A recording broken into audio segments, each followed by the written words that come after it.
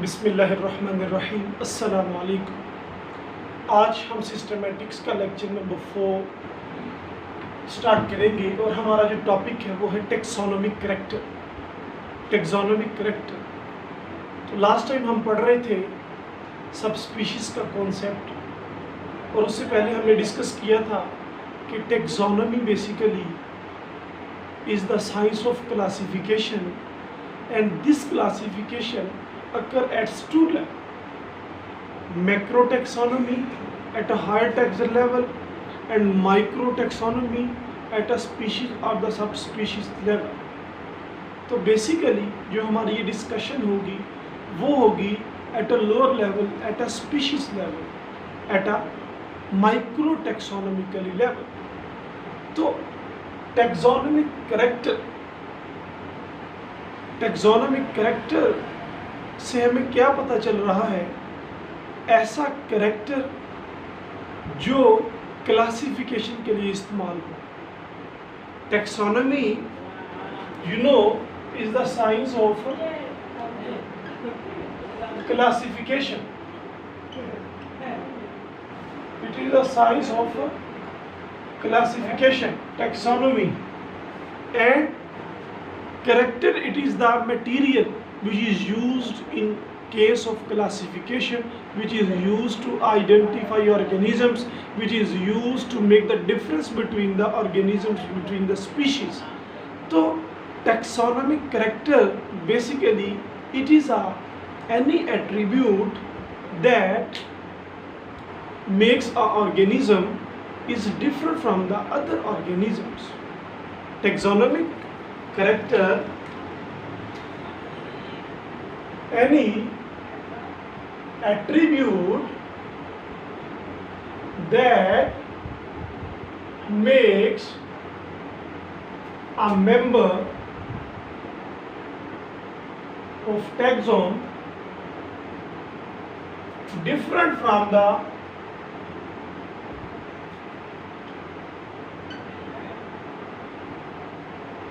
members of other taxons. ठीक है,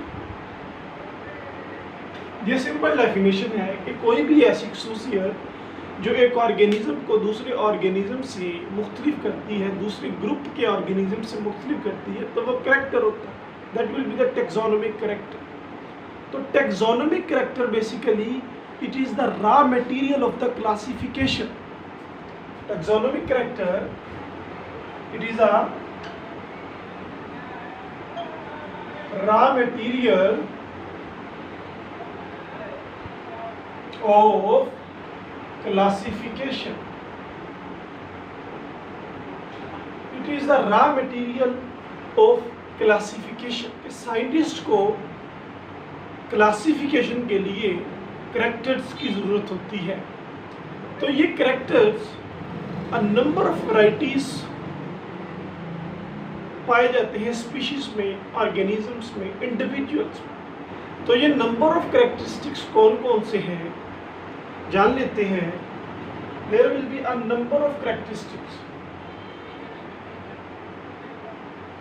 number of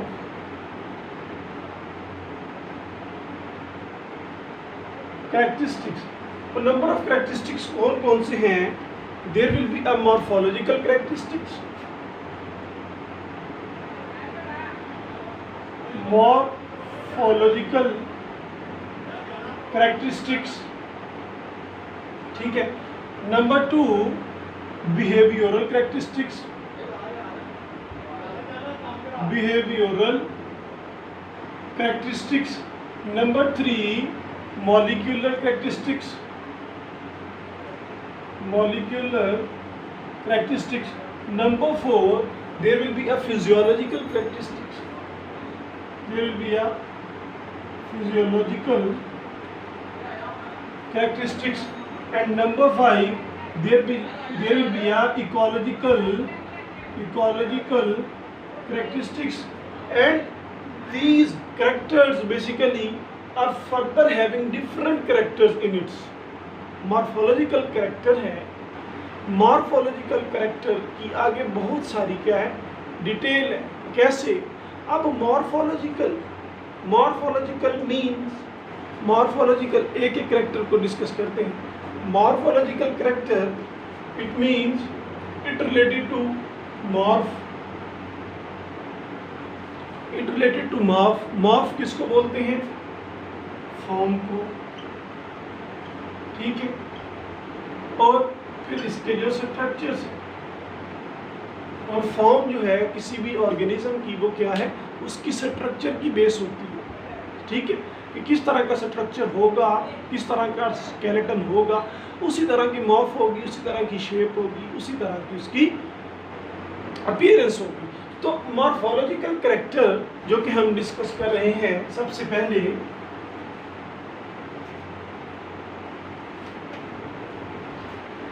morphological character में हमने 3 लेवल डिस्कस किए, morph, form and structure.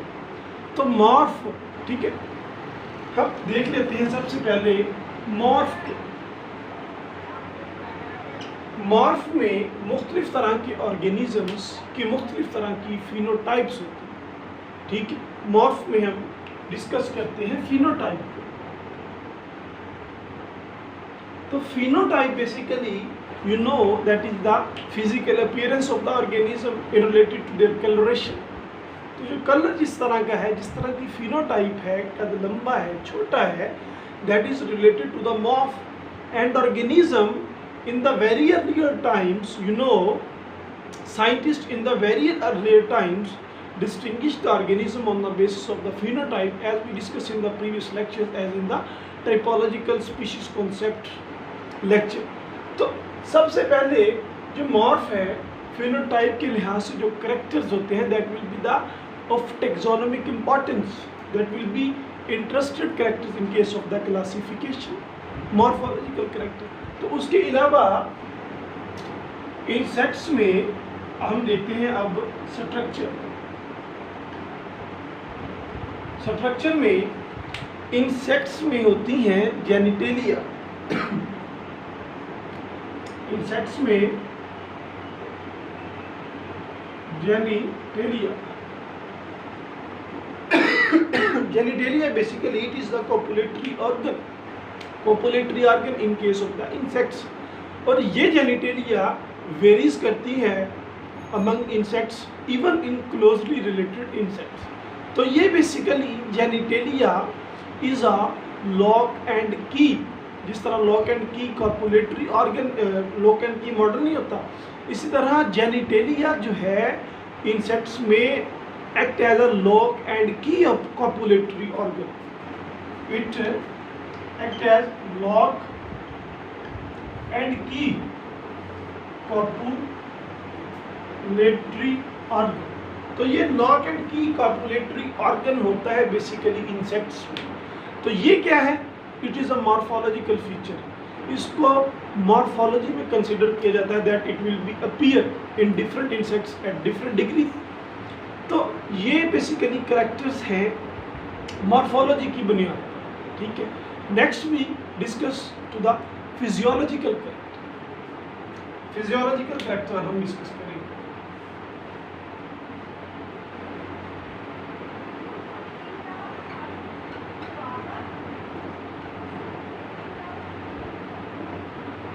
Physiological characters basically based on the physiology of the organism. You understand what is the physiology? Physiology किसको बोलते हैं? Physiology basically related to the functions of the body organisms. Physiology related to the functions of structures. कि structure जो है उसका function क्या है, that is the physiology. और दूसरे लफ्ज़ों में ये कह सकते हैं कि all the characters related to the structures are the product of the physiological processes. जिस तरह नेक है गिराफा की नेक क्या है कि उसको लॉन्ग हाइटेड प्लांट्स के लिए नेक को स्ट्रेच करना पड़ा है एवोल्यूशन में। तो वो जो नेक की स्ट्रेच है that will be a physiological process, ठीक है। That will be a physiological process के उसने अपनी खुराक हासिल करने के लिए अपनी गर्दन को इलोंगेट किया और ये क्या है basically, it is the physical character, it is the physiological character related to the function of a structure. यानी कि उसका फंक्शन क्या है, ईट करना, और वो स्ट्रक्चर क्या है, गर्दन, और गर्दन किस लिए बढ़ रही है, उसके फंक्शन के लिए। ठीक है, basically physiology is the function of the structure and the diversity of the function of the structure. In simple words we can say the physiology basically, it is the physiological process basically are responsible for the structure formation. ये जो physiological process है, physiological process है are responsible for structure formation. अब आप ये बताओ कि जो स्ट्रक्चर है ये करेक्टर नहीं होता ऑर्गेनिज्म का, गिराफा की नेक लॉन्ग हुई है, ये उसका करेक्टर नहीं है। तो ये उसका क्या है बेसिकली, स्ट्रक्चर क्या है इसका करेक्टर, स्ट्रक्चर क्या है करेक्टर। तो करेक्टर से पता चला कि basically the characters are the products of the physiological processes. So it is very important to know the physiological character of the organisms. ठीक है, नहीं समझ आ रही तो एक एग्जांपल लेते हैं, ग्राम पॉजिटिव और negative bacteria. We take a Gram positive and Gram negative bacteria. Gram positive bacteria, as you know, in case of the molecular biology experiment, having thick wall, ठीक है, thick cell wall, and gram negative having thin cell wall. When we add a reagent to the gram positive, it gives the safranin bone, safranin उसको देते हैं. When we add safranin to the gram positive, it will be a purple color because this material is submerged in the thick wall of the gram positive, while in case of there is no appearance. ठीक है, ये experiment आपने पढ़ा है कि gram positive की जो bacteria वाल होती है वो क्या होती है, थिक होती है, इसकी वाल जो होती है वो क्या होती है, थिन होती है। तो जब इसमें मटेरियल जाता है तो इसकी जो सेल वाल है वो क्या होती है, पर्पल सेल वाल। तो इसमें पर्पल सेल वाल नहीं होती। तो पर्पल सेल वाल का होना और ना होना that will be related to the physiological process, that will be related to the functional process. ठीक है, फंक्शन क्या है, बैक्टीरियल की सेल वाल का फंक्शन क्या कि उसने उसको रिटेन किया ड्यू टू थिकनेस। इसका फंक्शन ये नहीं था क्योंकि इसकी सेल वाल ज़्यादा थिक नहीं थी। So this is the physiological character, the retaining of the purple stain in case of the gram positive bacteria, it is known as the physiological character. उसके अलावा जो मेटाबॉलिक प्रोसेसेस होते हैं, physiological character के another example. ठीक है, metabolic processes होते हैं, इसको मैं वाले को रेस कर देता हूँ।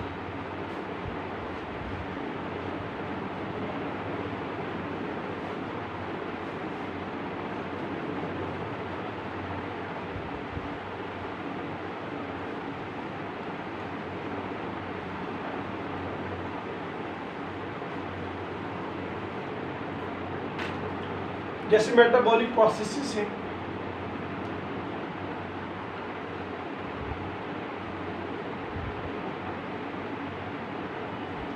metabolic processes, you know what are the metabolic processes?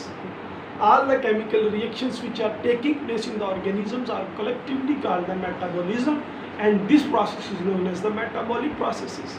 So metabolic processes we consider as a physiological character example. Okay, तो मेटाबॉलिक प्रोसेसेस में आपको पता है कि ऑर्गेनिज्म के अंदर केमिकल रिएक्शंस टेक्स प्लेस होती है। Different organisms at different stages at different steps having different chemical reactions. तो ये जो डिफरेंट केमिकल रिएक्शंस हो रही हैं, इनकी बेस पर भी क्लासिफिकेशन की जाती है ऑर्गेनिजम्स की। ठीक है, उन रिएक्शंस की बेस पर फॉर एग्जांपल जिस तरह किसी सेल में माइटोकॉन्ड्रिया है, पावर हाउस ऑफ सेल, किसी सेल में माइटोकॉन्ड्रिया नहीं है, अब इस बेस पर भी क्लासिफिकेशन कर ली जाती है, ठीक है। अब for example in case of the metabolic process, classification occur on basis of metabolic processes, metabolic processes पे भी क्लासिफिकेशन की जाती है, ठीक। उसके अलावा एंडोक्राइन ग्लैंड्स की जो सेक्रीशन है, ठीक है, related to the physiological character because they hit to the physiology of the organism. Metabolic process के अलावा endocrine secretions another physiological character because endocrine glands secrete hormones and these hormones produces a physiological effect, so that is why endocrine secretion is the example of the physiological character. Endocrine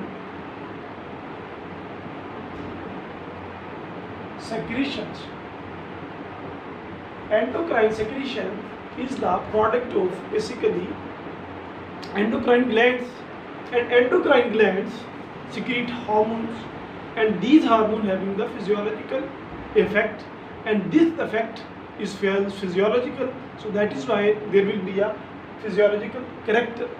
तो glands की base पर भी, glands की base पर भी classification की जाती है, क्लासिफिकेशन को करवाया जाता है ग्लैंड्स के बेस पर। फिजियोलॉजिकल कैरेक्टर्स के बाद हम बात करते हैं बिहेवियरल कैरेक्टर्स की, ठीक है, हम बात करते हैं बिहेवियरल कैरेक्टर्स की।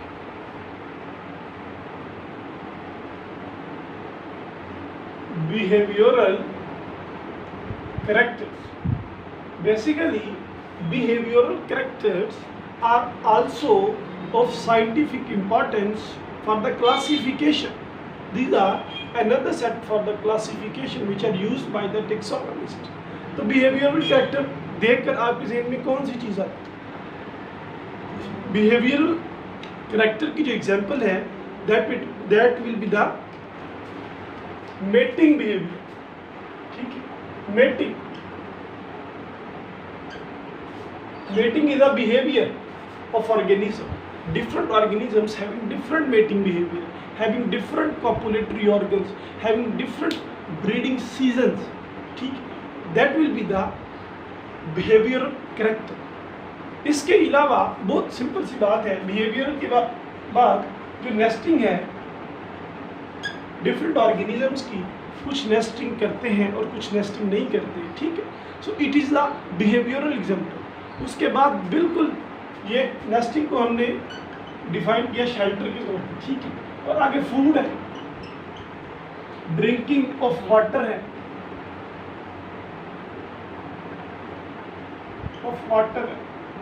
और कुछ ऑर्गेनिजम्स की आंटलर्स होते हैं, ठीक है, सींग होते हैं, और कुछ ऑर्गेनिजम्स के नहीं होते, शेड ऑफ होते हैं। तो ये बहुत वाइड कॉन्सेप्ट है बिहेवियरल कैरेक्टर का कि mate on the mating, based on the mating, nesting, food, drinking and so on. These are the basically behavioral character, and these characters are also used in the classification for the organisms to classify. तो इससे आगे जो character है that will be the ecological character. Ecological.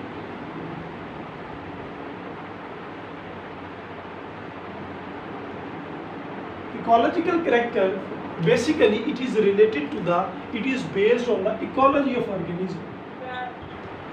Ecology, ठीक है, of organism.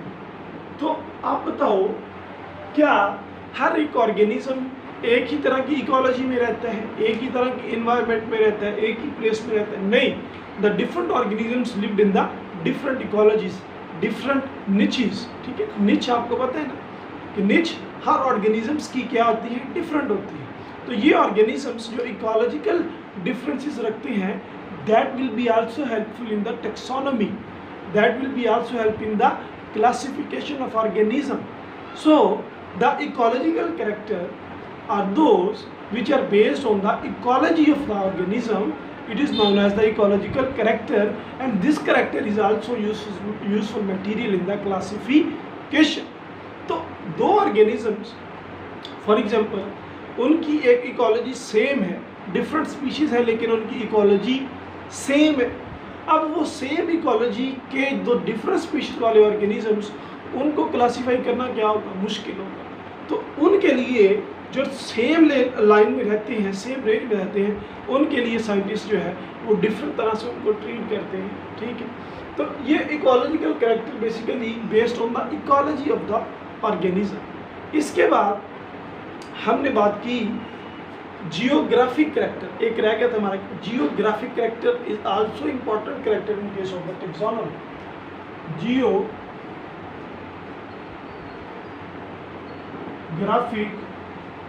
Character,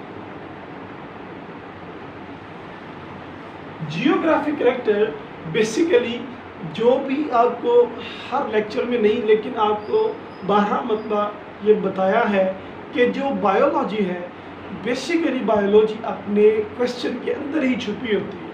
ठीक है, कोई बायोलॉजी की टर्म लिख लो, बायोलॉजी की टर्म के अंदर ही उसका आंसर होता है, लेकिन उसको थोड़ा एक मरतबा बंदे ने स्टडी किया हो। अब जियोग्राफिक कैरेक्टर जैसा कि हमें पता चल रहा है that is the based on the geology of organism. ठीक है, बेस्ड ऑन जियोग्राफिक यानी कि डिस्ट्रीब्यूशन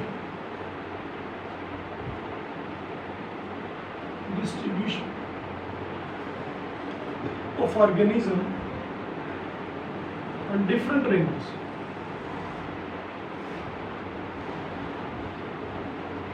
On different ranges जो ऑर्गेनिजम्स हैं बेसिकली मुख्तलिफ एरियाज के रहने वाले at the base of the geographic distribution, तो उन ऑर्गेनिजम्स के करैक्टर्स में डिफ्रेंशिएशन होती है। ये बहुत वाइड कॉन्सेप्ट है, जैसा कि हम पढ़ेंगे इसको एवोल्यूशनरी हिस्ट्री में, कि एवोल्यूशनरी हिस्ट्री में इंसान जो है उसकी जियोग्राफिक डिस्ट्रीब्यूशन भी चेंज होती रही है और उनके एवोल्यूशनरी पैटर्न्स भी चेंज होते रहे हैं और उनके इंसेस्टर टू डिसेंडेड फॉर्म्स में भी चेंजिंग आती रही है according to the geographic distribution.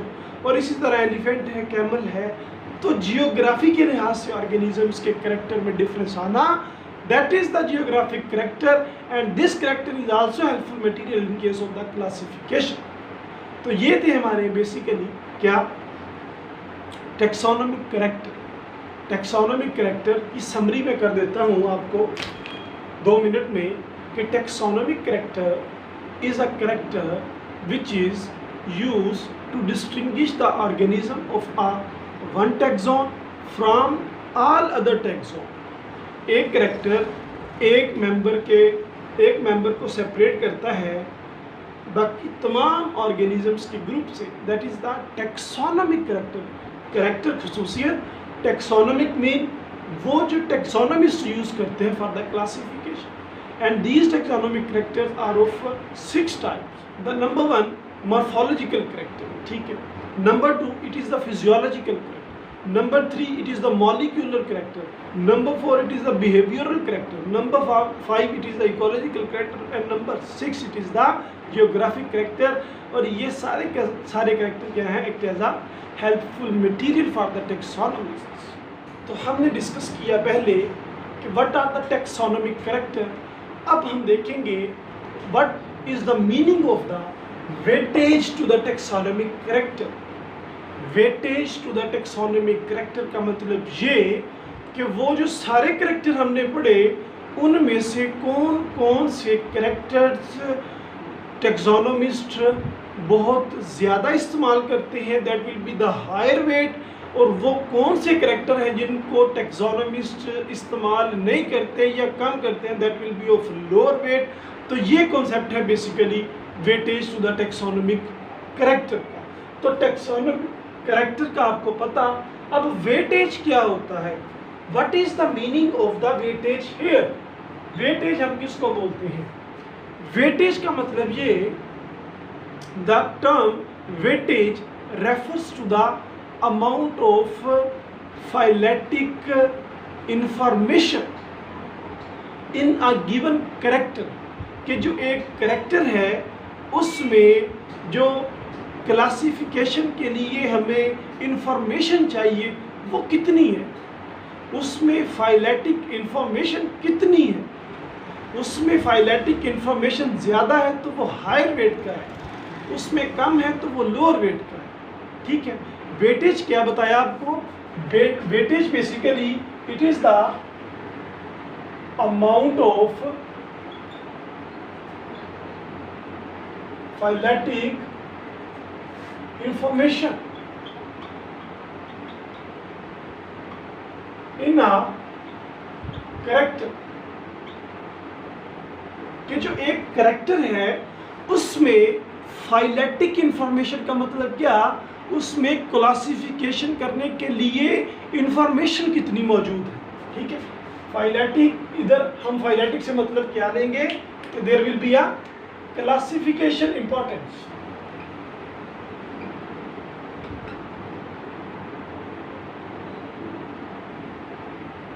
ठीक है, इंफॉर्मेशन फॉर द क्लासिफिकेशन उसमें कितनी है, तो ये है बेसिकली कॉन्सेप्ट वेटेज का।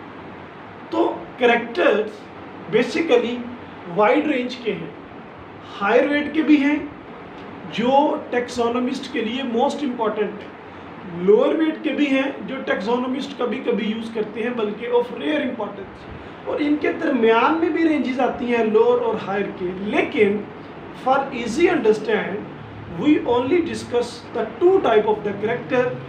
The one type is the higher weight and other is the lower weight. एक स्पीशीज है, ठीक है, एक कैरेक्टर है, सॉरी एक कैरेक्टर है और तीन स्पीशीज फॉर एग्जांपल हमने ली। उन तीन स्पीशीज में देखा कि एक कैरेक्टर स्पीशीज ए और स्पीशीज बी में क्या है, बिल्कुल ठीक है, सिमिलर है, तो ये क्लासिफिकेशन के लिए काम आएगा। और वही कैरेक्टर कोई दूसरा कैरेक्टर हमने तो उस कैरेक्टर में स्पीशीज ए और बी आपस में सिमिलर नहीं लग रही, बल्कि स्पीशीज ए और सी आपस में सिमिलर लग रही है। ठीक है, तो ये कैरेक्टर्स वेरी करते रहते हैं। ठीक है, और ये कैरेक्टर जब वेरी करते रहती हैं तो ये टैक्सोनोमिस्ट के लिए बहुत बड़ा मसला होता है। नहीं समझ आया तो समझाता हूँ कि स्पीशीज है फॉर एग्जांपल, ये है स्पीशीज ए, ये है स्पीशी बी और ये है स्पीशी सी। अब स्पीशीज ए बी में फॉर एग्जांपल ये तीनों स्पीशीज क्या हैं, बर्ड्स की हैं। ठीक है, ये तीनों स्पीशीज बर्ड्स की हैं। फॉर एग्जाम्पल स्पीशीज ए और बी में जो सिमिलरिटी है वो क्या है, प्लूमेज, यानी कि जो फीदर्स हैं बर्ड्स की वो क्या है, सेम है। जब हमने इन तीनों स्पीशीज को देखा तो इन तीनों स्पीशीज जो बर्ड्स की थी, इनमें जो प्लूमेज थी, जो फीदरिंग थी, उनका जो कलर था वो स्पीशीज ए और बी का ए लाइक लगता था then that of the species C, तो स्पीशीज सी यहाँ से निकल गई। लेकिन इन्हीं तीन बर्ड्स पे जब हमने बोन्स देखी, बोन्स ठीक की, तो बोन्स क्या थी, स्पीशीज ए और सी की सिमिलर थी और स्पीशीज बी निकल गई। नहीं समझा कि जब हमने बोन्स देखी, यहाँ पर तो प्लूमेज थी ना, लेकिन जब हमने बोन्स देखी,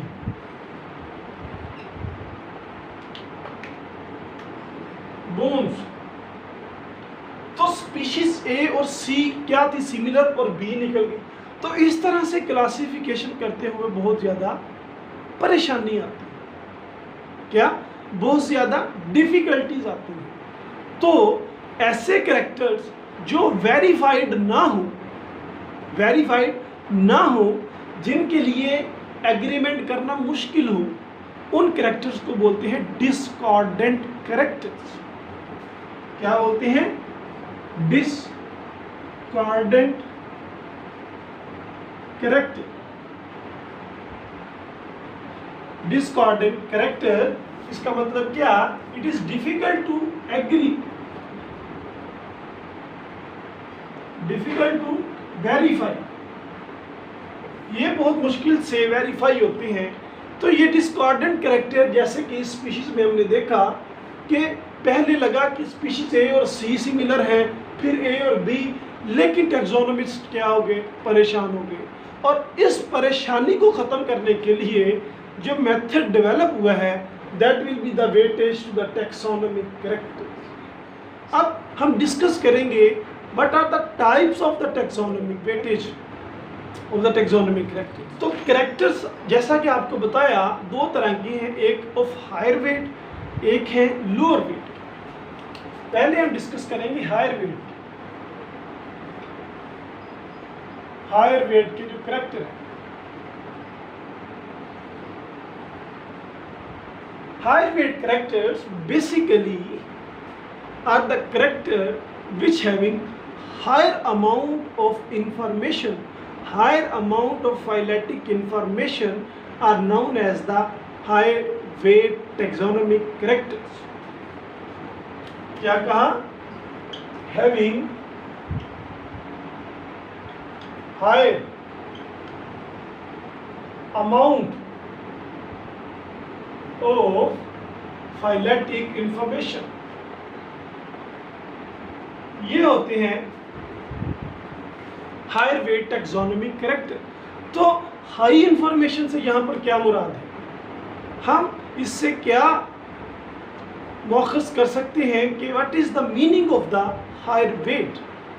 हायर वेट कैरेक्टर वो कैरेक्टर जिसमें वो खसूसियात पाई जाए जो हम यहाँ पर डिस्कस करने लगे। ठीक है, वो खसूसियात जो हम यहाँ पर डिस्कस करेंगे वो सारी की सारी यूज़ होती हैं higher amount of phyletic information के लिए। So that is why these are the higher weight taxonomic character. तो वो खसूसियात कौन सी हैं, आइए देखते हैं। सबसे पहली है कॉम्प्लेक्सिटी। कॉम्प्लेक्सिटी, कॉम्प्लेक्सिटी का मतलब क्या कि ऑर्गेनिजम्स में जितने कॉम्प्लेक्स कैरेक्टर होंगे, जितने पेचीदा कैरेक्टर होंगे, that will be of great taxonomic importance, because जितने कॉम्प्लेक्स होंगे टैक्सोनॉमिस्ट को उनके उतना ही अंदर मूव करना पड़ेगा। जितना वो उनके अंदर मूव करेंगे तो उतनी बेहतरीन क्लासिफिकेशन होगी। So that is why there will be a complexity is a character of the higher weight taxonomic character। ठीक है, कि complexity basically having deep genotypical effect, typic effect, having deep genotypic effect कि जितनी deeply जाएंगे उतनी ज़्यादा हमें पता चलेगा। बेसिकली इसकी जो एग्जांपल है आगे हमने डिस्कस की है, जेनिटेलिया आर्मेचर्स। इसकी जो हम एग्जांपल करेंगे वो क्या है, जेनिटेलिया आर्मेचर्स इन इंसेक्ट्स। ठीक, जो इंसेक्ट्स हैं उनमें जो क्लोजली रिलेटेड स्पीशीज भी होती हैं उनमें भी ये जो जेनिटेलिया आर्मेचर्स हैं वो डिफरेंट होते हैं। That is why genitalia armature is the important material for the classification, and that is why they having complexity, and complexity is the character of the higher weight taxonomic character। तो जिस organ में, organism में complexity होगी वो क्या होगा, high taxonomic character होगा। जिस कैरेक्टर में कॉम्प्लेक्सिटी होगी वो हाई टैक्सोनॉमिक वेट का कैरेक्टर कंसीडर किया जाएगा। दूसरे नंबर पर हम बात करते हैं कॉन्स्टेंसी की।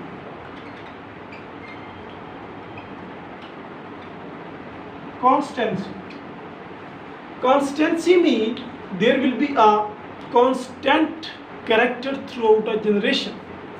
Character that will be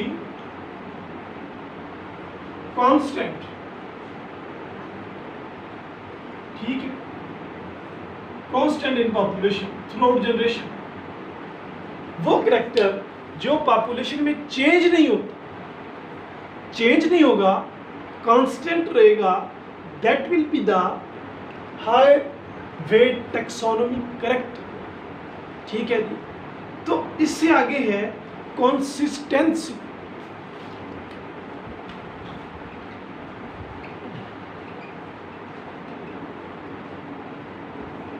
consistency consistency बोलते हैं हम आहंग को, ठीक है, असूल व ज़वाबित को, कि कंसिस्टेंसी से काम करना है।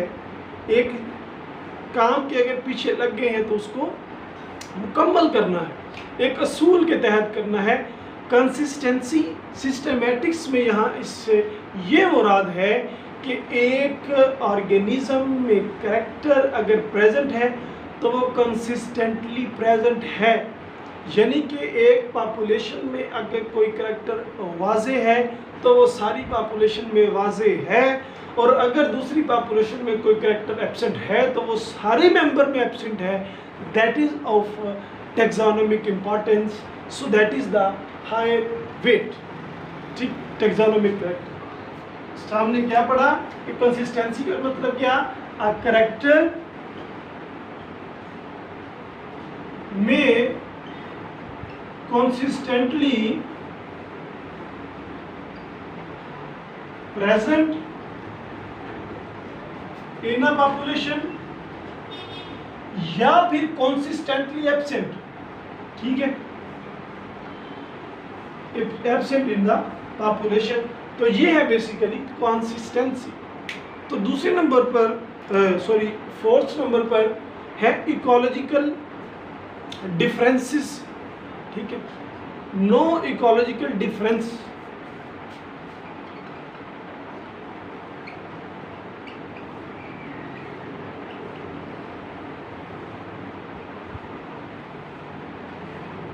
नो इकोलॉजिकल डिफरेंसेस या नो इकोलॉजिकल इन्फ्लुएंस। तो ऐसा करेक्टर जो इकोलॉजी के लिहाज से भी चेंज ना हो। एक ऑर्गेनिज्म है कनाडा में रहने वाला, लेकिन वो चला गया किधर, अमेरिका में, लेकिन उसकी करैक्टर में चेंज ना आए, that is the ecological character, जैसे हमने आगे डिस्कस किया। तो इकोलॉजिकल करैक्टर में कुछ बर्ड्स हैं, उन बर्ड्स में एक बर्ड्स बहुत फेमिलियर सा है, आपने देखा होगा, मेरे ख्याल से उसका नाम लुडविग गाई है। तो वो बेसिकली क्या करता है, उसकी बिल इस तरह की है कि वो फिश ईटिंग करता है, फिश ईटिंग करता है, लेकिन वो इकोलॉजी के लिहाज से भी बहुत डिफरेंट है। एक जगह से दूसरी जगह भी चला जाए वहाँ पर भी वो फिश ईटिंग करेगा। सो ऐसे करैक्टर जो इकोलॉजी के लिहाज से चेंज ना हो, there will be the of high taxonomic importance character that will be not change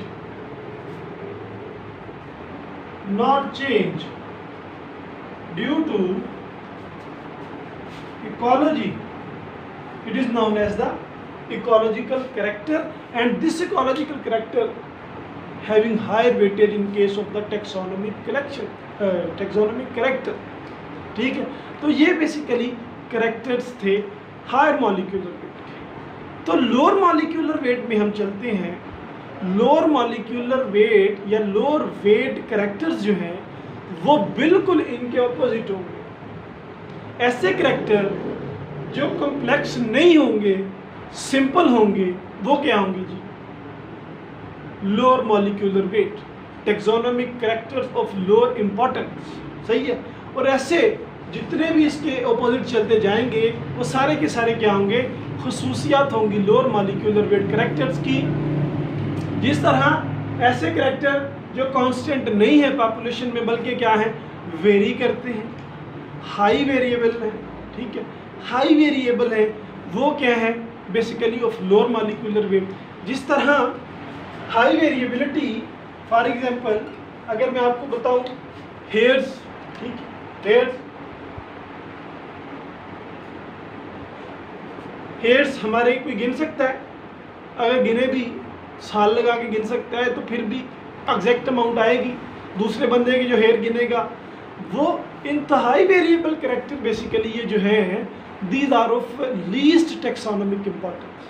ठीक है, जिस तरह हमारी दो आंखें हैं, वर्टिब्रेट्स की दो आंखें हैं, ये करेक्टर है ना हमारा, तो सारे वर्टिब्रेट्स की 2 आंखें हैं। तो ये इस बेस पर अगर क्लासिफिकेशन करना कोई चाहे तो कर सकता है। तो ये क्या है, वेरिएबिलिटी। ये क्या है, lower taxonomic importance, they having lower weight, mean character, lower की बात करने लगा हूँ, character that having lower amount of the phyletic information are known as the lower taxonomic character या taxonomic character of the lower weight, and the lower weight taxonomic character has all the properties that opposite to this one. complexity है तो higher है, simple है तो फिर lower molecular weight, consistency है तो higher molecular weight, consistency नहीं है, variability है तो lower molecular weight, consistency है तो हायर मॉलिक्यूलर वेट, कंसिस्टेंसी नहीं है तो lower molecular weight, ecological influence नहीं है तो higher molecular weight, ecological influence है तो लोअर मॉलिक्यूलर वेट। तो ये बेसिकली कॉन्सेप्ट थे, हायर मॉलिक्यूलर वेट क्या होते हैं, लोअर मॉलिक्यूलर वेट क्या होते हैं, और इनको वेटेज किस तरह से दी जाता है। ठीक, तो थोड़ा सा हमारा बस काम रह गया है इसका, वो है concept of priori and the posterior. ठीक है इसी का ही part, weightage of taxonomic character. Weightage of taxonomic character को बेटर अंडरस्टैंड करने के लिए हम ये एक टर्म सीखेंगे, priori and the posterior. Priori and the posterior, basically these are the 2 terms, these are the 2 principles that are proposed by the 2 different scientists। तो priori basically जो है, प्रायरी जो है ये डिस्कस किया था Aristotle in the very old time. तो Aristotle के मुताबिक जो प्रायरी वेटेज थी, ठीक है, ये प्रायरी और पोस्टीरियर वेटेज है, priori weightage and the posterior weightage. Priori से मतलब पहले, किससे पहले, फाइलेटिक इंफॉर्मेशन की गैदरिंग से पहले, जब एवोल्यूशन का नॉलेज इतना आम नहीं था, तब जब फिनोटाइप को यूज किया जाता था, वो है बेसिकली प्रायरी। तो अरिस्टोटल ने प्रायरी का मॉडल पेश किया for the weightage to the taxonomic character. इससे मुराद क्या कि अरिस्टोटल ने कहा वेटेज बिफोर या फिर विदाउट फाइलेटिक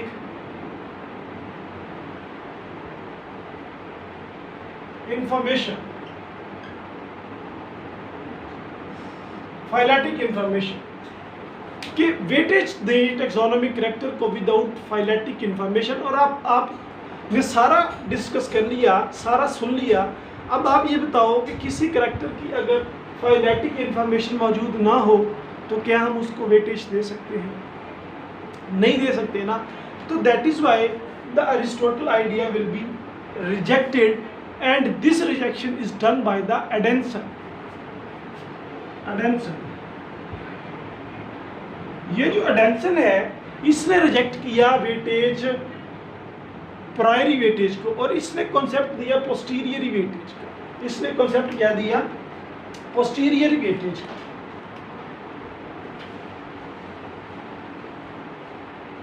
पोस्टीरियरी वेटेज का तो इसके मुताबिक क्या लगता है, क्या कहा होगा? इसने कहा कि weightage after phyletic information of a taxonomic character, क्या कर सकते हैं हम कि वेटेज जो है ये आफ्टर फाइलेटिक इंफॉर्मेशन दी जाती है।